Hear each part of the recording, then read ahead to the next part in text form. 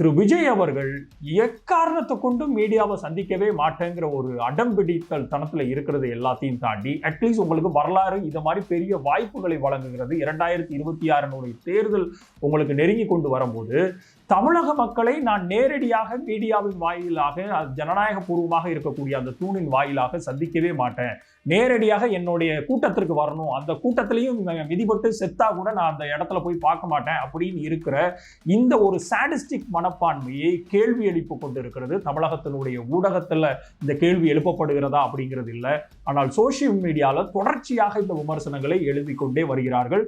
இது வெறும் திமுக அதிமுக மட்டும் இந்த விமர்சனத்தை வைக்கவில்லை. ஈவன் முந்தா நாள் திரு எடப்பாடி பழனிசாமி அவர்கள் தெள்ளத் தெளிவாக மிக முக்கியமாக 41 பேர் உயிரிழந்ததற்கு கூட பனையூருக்கு விட்டு வெளியில வராத திரு விஜய் அவர்கள்லாம் எங்களை பத்தி பேசுவான்னு மிகப்பெரிய ஒரு தாக்குதலை தொடுத்துள்ளார். திரு விஜய் அவர்களே, ஒரே ஒரு கேள்வியை தான் உங்களுக்கு நாங்கள் கேட்க வேண்டியது இருக்குது.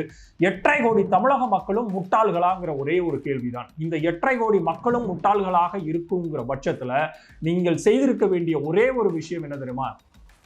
நீங்கள் அந்த அமர்வுல கலந்து கொண்டு 41 உயிரிழந்ததற்கான காரணங்களை தெரிவித்து அது ஆளுங்கட்சி மேல நீங்கள் வைக்கக்கூடிய விமர்சனங்களாக இருக்கட்டும், எந்தவித ஜனநாயக பூர்வமான பார்வையுமே நான் முன்வைக்க மாட்டேன், நேரடியாக களத்தில் வரமாட்டேன், நேரடியாக நான் சிஎம் சேருக்கு தான் போவேன் அப்படின்னா திருப்பியும் கேட்கிறோம், 8.5 கோடி தமிழக மக்கள் உங்களுக்கு இளிச்சவாயன்களா முட்டாள்களாங்கிற பார்வை தமிழக மக்களை நோக்கி நான் எழுப்புகிறேன்.